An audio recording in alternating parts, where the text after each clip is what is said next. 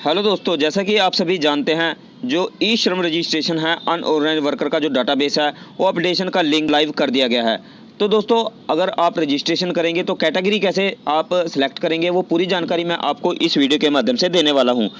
तो इस वीडियो को लास्ट तक ध्यान से ज़रूर देखें, क्योंकि इसके अंतर्गत आपको वो जानकारी दी जाएगी जो आपको अभी तक नहीं दी गई है। आप रजिस्ट्रेशन करते हो, आप अपडेशन कैसे करेंगे, यदि कोई कैंडिडेट आता है आपके पास बाद में तो आप उसका अपडेशन कैसे करेंगे, और आप सही कैटेगरी जो कैंडिडेट की रहेगी, जो बेनिफिशियरी आपके पास आ रहा है उसको आप कैसे सही कैटेगरी में डालेंगे और कौन से डॉक्यूमेंट आपको ज़रूरी हैं जो अपलोड करने हैं। तो वीडियो को बहुत ध्यान से और लास्ट तक ज़रूर देखें। अगर बीच में से आप स्किप करते हैं तो उससे आपको आने वाले टाइम में परेशानी हो सकती है, और जो बेनिफिशियरी रहेंगे उनको भी बहुत ज़्यादा परेशानी इस चीज़ के लिए आएगी, क्योंकि जितने भी बेनिफिट्स मिलने हैं, जो ई श्रम कार्ड या लेबर कार्ड के जितने भी बेनिफिट जो बेनिफिशरीज़ को मिलने हैं वो इसी श्रम कार्ड के कारण मिलेंगे। और यदि आप इसमें गलती कर देते हैं तो गलती करने के बाद जो लाभ हैं या जितने भी बेनिफिट्स हैं उनकी कैटेगरी के हिसाब से मिलने हैं वो उन तक नहीं पहुंच पाएंगे, और इस प्रकार गलती करने से इसका जो नुकसान है वो पूरा का पूरा कैंडिडेट को उठाना पड़ेगा। तो दोस्तों, इसीलिए मैं आपको बोल रहा हूँ कि वीडियो को ध्यान से और लास्ट तक जरूर 1 बाय 1 स्टेप पूरा देखिए, ताकि आपको अच्छे से समझ आ सके। आप रजिस्ट्रेशन कैसे करेंगे वो मैं आपको पूरा प्रोसेस बता चुका हूं। यदि आपको रजिस्ट्रेशन के बारे में नहीं पता है तो आप वीडियो के डिस्क्रिप्शन बॉक्स में जाएंगे, वहां से पूरा प्रोसेस मैंने अपडेशन तक का बताया हुआ है, पहले आप वो वीडियो ज़रूर देख लेंगे। अभी मैं आपको बता देता हूं कि आपको कैटेगरी कैसे सिलेक्ट करनी है और आप कौन से डॉक्यूमेंट लगाएंगे, और साथ ही साथ आपको ये भी बताऊंगा कि आपको कौन कौन सी नेसेसरी चीज़ें जो हैं वो इसके अंदर डालनी बहुत ज़्यादा ज़रूरी हैं। पहले हम बात कर लेते हैं कैटेगरी के बारे में। दोस्तों, आप यहाँ पे देख सकते हैं जो विभिन्न प्रकार की जो कैटेगरी हैं वो यहाँ पे दी गई हैं। आपको ये वीडियो जब देखेंगे तो उसको बड़े ध्यान से आप सुनेंगे, तभी आपको जो पूरी जानकारी है वो मिल पाएगी। क्योंकि जो कैटेगरी है मैं आपको बता देता हूँ, वो कैटेगरी जैसे कि आप एक कारपेंटर का रजिस्ट्रेशन कर रहे हैं, यानी कि आप एक बढ़ई का रजिस्ट्रेशन कर रहे हैं, तो आप जानते हैं कि बहुत सारे जो बढ़ई हैं वो शोरूम पे काम करते हैं या शोरूम के ओनर हैं, या फिर ऐसे बढ़ई हैं जो घर में जा कर के यानी कि डोर टू डोर जा कर के 2 स्टेप जा कर के कार्य करते हैं। तो इस प्रकार के जो बढ़ई हैं वो बिल्कुल अलग हैं। तो इस प्रकार से आपको ध्यान रखना है, जो कैटेगरी है वो अलग अलग दी गई है। जैसे कि मैं आपको एक चीज़ यहाँ पे दिखा देता हूँ। आप यहाँ पे देख सकते हैं, यहाँ पे जो कृषि है वो दी गई है, यहाँ सभी कृषि के कार्य हैं। लेकिन इसके साथ अगर आप मेन कैटेगरी देखेंगे, यहाँ पे खेत की फसल और सब्जी उत्पादक जो है वो कृषि में आते हैं, लेकिन इनका जो सीरियल नंबर है और साथ में इनका एनसीओ जो फैमिली कोड दिया गया है वो बिल्कुल अलग दिया गया है। यहाँ पे आप देख सकते हैं, और ये एग्रीकल्चर है। अगर आप इंग्लिश में देखना चाहें आप यहाँ पे देख सकते हैं, और अगर आप सेक्टर का नेम देखना चाहें, क्षेत्र का नाम, तो इंग्लिश में देख सकते हैं। इस प्रकार से आप पूरा सीरियल वाइज चेक कर सकते हैं। और जो इसमें एनसीओ कोड दिया गया है ये मेन है। अगर आप इसमें एनसीओ कोड डालेंगे उसके बाद जो साथ में इसका व्यवसाय परिवार का नाम दिया गया है, इस प्रकार से आप कैटेगरी चूज करके डाल देंगे। दोस्तों, जब आप व्यवसाय डालेंगे तो वहाँ पे आपको जब भी कैटेगरी डालेंगे तो ऑटो वहाँ पे फिल हो जाएगा। जैसे ही आप या तो कोड नंबर डालेंगे या फिर ये जो आपको व्यवसाय परिवार का नाम लिखा हुआ है ये डालेंगे तो वहाँ पे ऑटो फिल हो जाएगा, यानी कि वहाँ पे कुछ आपको ऑप्शंस दिखाएगा, तो उनमें से आपको एक चूज कर लेना है और वहाँ पे डाल देना है जो आपका एक्यूरेट रहेगा। लेकिन इसमें बहुत सारे ऐसे हैं, देखिए आप यहाँ पे एक चीज़ देखेंगे, मैं आपको दिखा देता हूँ। यहाँ पे आप देखिए सिलाई और यहाँ पे टेलर, जबकि सिलाई का जो काम है वो टेलर का होता है। तो आप ये गलती मत कीजिए कि आप बीच में सिलाई के काम में और टेलर को बीच में डाल दें, ऐसा बिल्कुल भी मत कीजिए। इससे उनको आने वाले टाइम में बहुत ज़्यादा परेशानी उनके लिए खड़ी हो जाएगी। जितनी भी सुविधाएं उनको आने वाले टाइम में मिलने वाली हैं वो इस कारण नहीं मिल पाएंगी। तो दोस्तों, आप जब रजिस्ट्रेशन करें तो आप बिल्कुल ध्यान से करें। आप इसके बिल्कुल नीचे भी देखेंगे तो यहाँ पे भी आप देख रहे हैं सिलाई मशीन ऑपरेटर। तो बहुत से जो मेरे वीएलई भाई हैं वो इस प्रकार से डालेंगे कि उन्होंने डाल दिया टेलर, चलो सिलाई करता है, उसके अंदर टेलर डाल दिया, तो टेलर की वजह से उनको बहुत ज़्यादा परेशानी आ जाएगी। तो आपको पूछना है कि सिलाई मशीन ऑपरेटर है या सिलाई कसीदाकारी और संबंधित कामगार है, तो यहाँ पे डालना है। यदि आपको ज़्यादा समझ नहीं आता है, मैं यहाँ पे आपको एक चीज़ क्लियर कर दूँ यदि आपको ज़्यादा समझ नहीं आता है तो आप यहाँ पे देख सकते हैं 9999 जो दिया गया है यहाँ पे विवरण के साथ संबंधित है, लेकिन वो परिधान में है, ये परिधान में जुड़ा हुआ है। मैं आपको दिखा देता हूँ, आप ध्यान से देखेंगे, यहाँ परिधान है जो हमारा टेलरिंग का और इस प्रकार से जितना भी कार्य है सिलाई मशीन वगैरह का और सिलाई मशीन ऑपरेटर्स का, तो वो इस परिधान के अंतर्गत आता है, यानी कि वो अप्रैल के अंतर्गत आता है। तो आपको इस चीज़ का ध्यान रखना है। अगर वो आपको क्लियर नहीं कर पाता है लेकिन वो मशीन से जुड़ा हुआ कार्य करता है तो आप यहाँ पे अन्य कर सकते हैं, लेकिन आपको ये कैंडिडेट के साथ क्लियर कर लेना है कि क्या चीज़ आपको वहाँ पे मेंशन करनी है। तो दोस्तों आने वाले टाइम में आप ये जानते हैं कि जैसे विभिन्न प्रकार की योजनाएं चलाई जाती हैं, पहले ऑपरेटर को कुछ अधिकार दिए गए हैं जिसके अंतर्गत वो रजिस्ट्रेशन के बाद उसमें अपडेशन कर सकते हैं, लेकिन आप इस चीज़ का ध्यान रखें कि अपडेशन अभी कुछ दिन तक होगी, क्योंकि बहुत सी ऐसी योजनाएं आई हैं जिनमें ऑपरेटर्स ने रजिस्ट्रेशन किए हैं, वो पहले अपडेशन का कार्य उनके अंतर्गत आता था लेकिन बाद में उनसे ये काम ले लिया गया और वो ब्लॉक कर दिया गया, या फिर कुछ लिमिटेड पीरियड तक ही वो कार्य कर सकते हैं, यानी कि कुछ लिमिटेड ऑप्शन है जिनको वो चेंज कर सकते हैं। तो इस प्रकार से दोस्तों आपको ध्यान रखना है, आप जितना भी कार्य करेंगे उसमें ध्यान रखेंगे कि किसी प्रकार की कोई भी गलती ना रहे। तो अभी आप अपडेशन कर सकते हैं। अपडेशन के बारे में भी मैं आपको लास्ट में बताऊंगा कि आपको कैसे अपडेशन का कंप्लीट करनी है, जो पहले से गलती हो चुकी है उसको कैसे आप कंप्लीट करेंगे। तो इसी प्रकार से आप नीचे भी देखेंगे यहाँ पे परिवहन कंडक्टर है, जैसे कि यहाँ पे आप देख सकते हैं परिवहन कंडक्टर, और इसी के साथ ड्राइविंग प्रशिक्षण। तो इस प्रकार से आपको क्लियर कर लेना है, तभी आपको यहाँ पे डालना है। ऐसे आपको परिवहन कंडक्टर बोल दिया और आप इसमें डाल दें, और इसके साथ में आपको पीछे वाला जो कैटेगरी है यहाँ पे ये चेक कर लेना है वो किसके अंतर्गत जो है वो आता है। इस प्रकार से आपको ध्यान से देख लेना है, आपको इस प्रकार से बिल्कुल भी गलती नहीं करनी है। इसी प्रकार से नीचे जितने भी कैटेगरी हैं, कार, टैक्सी और वैन ड्राइवर, बस ट्रामा ड्राइवर, भारी ट्रक और लॉरी चालक, लिफ्टिंग, आपको बिल्कुल एक्यूरेट और उससे जुड़ा हुआ कार्य ही इसके अंदर अपडेट करना है। इस बात का आपको ध्यान रखना है।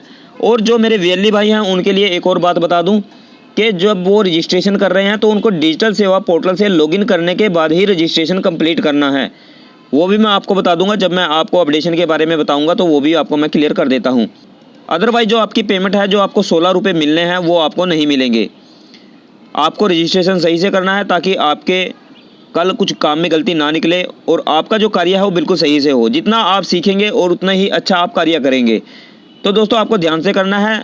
और ये जो कोड नंबर दिए गए हैं, आप इधर देख रहे हैं जो कोड नंबर आपको दिए गए हैं, ये कोड नंबर पहले आपको डाल के देखना है। उसके बाद आपको ये वाला जो ऑप्शन है ये कंप्लीट करके देखना है। उसके बाद जो है आपके सामने मैं कहता हूँ जितनी भी डिटेल है वो सही तरीके से आपके सामने आ जाएगी और आपको अपडेट कर देनी है। दोस्तों अगर आप ये लिस्ट लेना चाहते हैं, अगर आपके पास ये लिस्ट नहीं पहुंची है, या फिर जितने सेल्फ से रजिस्ट्रेशन कर रहे हैं वो इस लिस्ट को कैसे प्राप्त करेंगे मैं आपको बता देता हूं। आपको वीडियो के डिस्क्रिप्शन बॉक्स में चले जाना है, वहां पे आपको ये जो लिस्ट है वो डाउनलोड करने का ऑप्शन मिल जाएगा। वहां से आप डाउनलोड करके और गूगल ड्राइव से सेव कर सकते हैं। और उसके बाद जो भी आपकी कैटेगरी रहेगी, जो कैंडिडेट्स या आम सिटीजन मेरे को देख रहे हैं, वो इस लिस्ट को ध्यान से देख लेंगे। ध्यान से देखने के बाद अपना कार्य वो सिलेक्ट कर लेंगे। आप यहाँ पे देख सकते हैं कई यहाँ पे कार्य ऐसे हैं जो कार्य 2-2 बार दिए गए हैं, लेकिन एक्यूरेट जो बिल्कुल सटीक जो आपका कार्य है वही आपको यहाँ सेलेक्ट करना है ताकि आपको ज़्यादा से ज़्यादा बेनिफिट मिल सके उस कार्य से जुड़े हुए।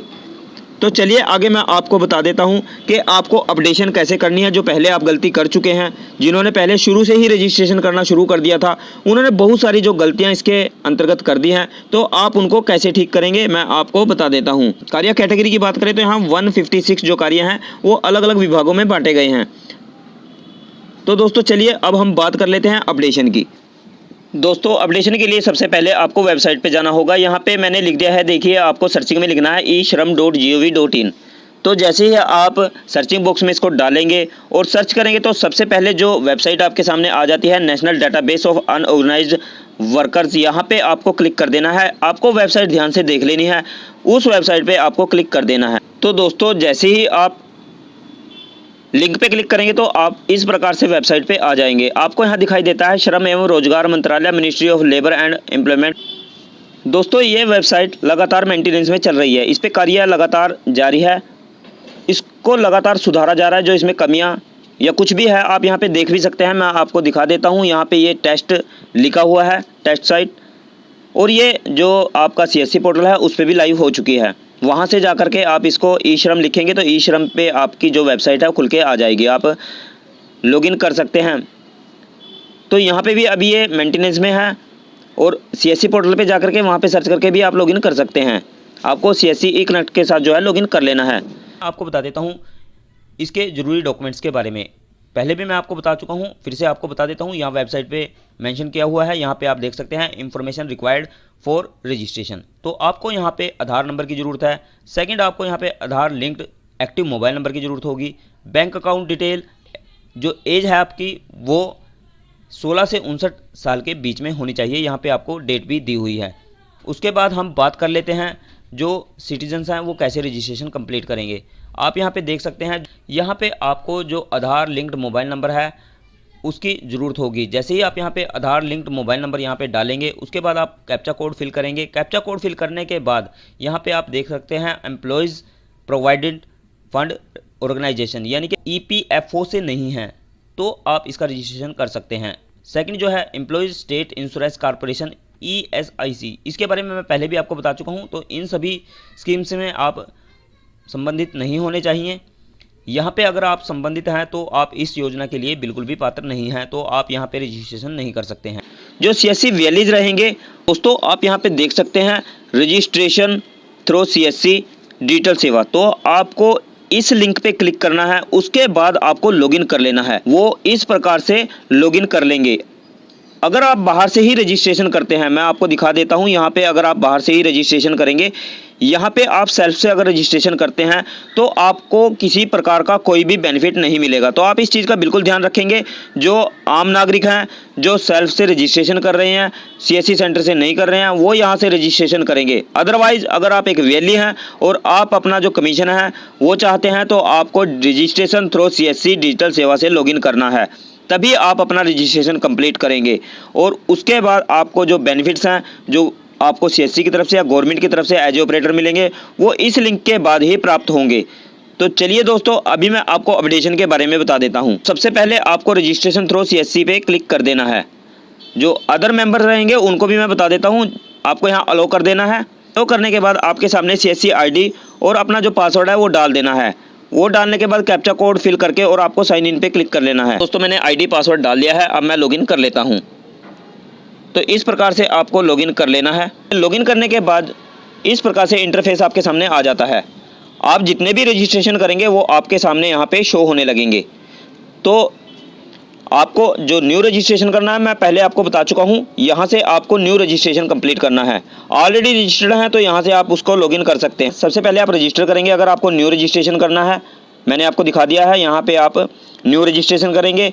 और यहाँ पे आप अगर रजिस्टर्ड है उसमें कुछ आप अपडेशन करना चाहते हैं, ऑलरेडी रजिस्टर्ड पे क्लिक करेंगे और अपडेशन कंप्लीट करेंगे। तो यहाँ पे आपकी जो CSC ID है और आपका जो पूरा डिटेल है वो यहाँ पे दिखाई देगी, आप कहाँ से लॉगिन कर रहे हैं और आपने कितने रजिस्ट्रेशन कंप्लीट किया है, इस CSC के साथ आपकी जुड़ जाएगी। यदि आप सीधे बाहर से ही अपडेशन कर देते हैं, यानी कि डैशबोर्ड से ही अपडेशन कर देते हैं या रजिस्ट्रेशन कर देते हैं, तो आपको किसी प्रकार की कोई भी पेमेंट वहाँ से नहीं मिलेगी। तो आपको यहाँ पे लॉगिन करना है। लॉगिन करने के बाद आपको रजिस्ट्रेशन करना है। तो चलिए अब मैं अपडेशन की बात कर लेता हूँ कि अपडेशन आपको कैसे करनी है। तो आपको ऑलरेडी रजिस्टर्ड पे क्लिक करना है। आप यहाँ से भी क्लिक कर सकते हैं, मैं आपको दिखा देता हूँ, यहाँ से भी आप रजिस्ट्रेशन कर पाएंगे, UW रजिस्ट्रेशन। और डैशबोर्ड पे जाना चाहें तो आप डैशबोर्ड पे यहीं से चले जाएंगे। तो चलिए मैं ऑलरेडी रजिस्टर पे क्लिक कर देता हूँ। यहाँ पे क्लिक करने के बाद आपके सामने आधार के आ जाएगा। तो यहाँ पे जैसे ही आधार डालने की जो जगह है वो खुल गई है, तो मैं यहाँ पे आधार नंबर डाल के और अपडेशन की जो प्रक्रिया है वो आपको बता देता हूँ। तो यहाँ पे मैंने जो आधार नंबर है वो डाल दिया है। अभी फिंगरप्रिंट जो है वो काम नहीं कर रहा है, लेकिन 1 या 2 दिन में ये चल जाएगा। यानी कि जो मेंटेनेंस का कार्य है वो चल रहा है और कुछ ही टाइम में ये बिल्कुल ओके हो जाएगी और सही तरीके से कार्य करने लग जाएगी। तो आपको यहाँ पे आधार नंबर डाल देना है जैसे मैंने डाला है। उसके बाद आपको नीचे 3 ऑप्शन दिखाई दे रहे हैं, फिंगरप्रिंट, आइरिस और OTP। अगर आपके पास कोई भी ऑप्शन नहीं है तो आप OTP करेंगे, OTP नहीं है तो आप फिंगरप्रिंट से करेंगे, अगर फिंगरप्रिंट भी नहीं है तो आइरिस से आप कर पाएंगे। जैसे कि किसी कैंडिडेट का मोबाइल नंबर रजिस्टर्ड नहीं है तो आप OTP नहीं करेंगे, आप फिंगरप्रिंट से कर सकते हैं या फिर आइरिस से कर सकते हैं। तो इस प्रकार से आपको अपडेशन करनी है। और पहला जो मोबाइल नंबर आप रजिस्ट्रेशन के टाइम पे डालेंगे उस पर OTP जाएगा। उसके बाद जो आधार से लिंक उसका मोबाइल नंबर रहेगा उस पर OTP जाएगा। अगर आप यहाँ से फिंगरप्रिंट कर देते हैं तो फिंगरप्रिंट ही लगाने से काम चल जाएगा, उसको OTP की ज़रूरत नहीं रहेगी। तो चलिए मैं यहाँ पे OTP कर देता हूँ। उसके बाद मैं यहाँ पे जो कैप्चा कोड है वो डाल देता हूँ। आप यहाँ पे देख सकते हैं मैंने कैप्चा कोड डाल दिया है। कैप्चा कोड डालने के बाद मैं सबमिट पे क्लिक कर देता हूँ।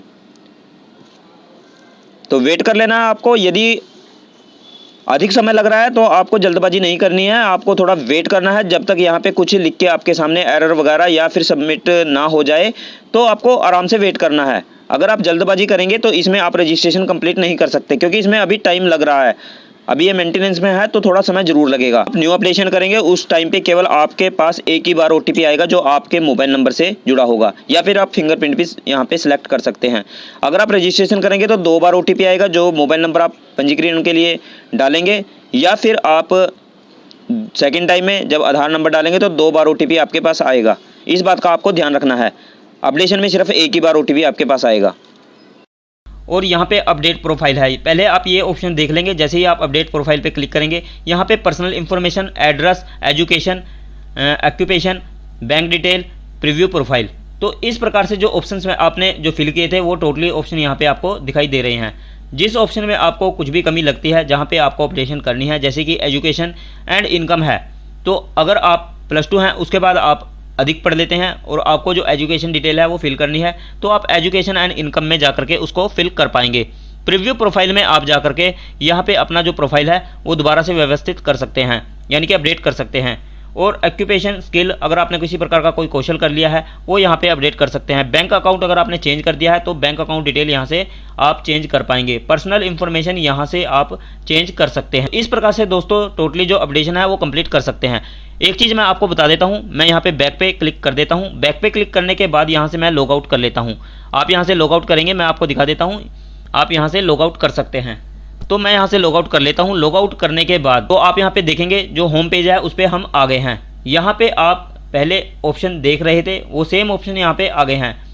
तो आप यहाँ पे ऑलरेडी रजिस्टर्ड, मैं आपको दिखा देता हूँ, यहाँ पे ऑलरेडी रजिस्टर्ड ये जो ऑप्शन है यहाँ पे जाकर के आप किसी भी प्रकार की अपडेट कर सकते हैं।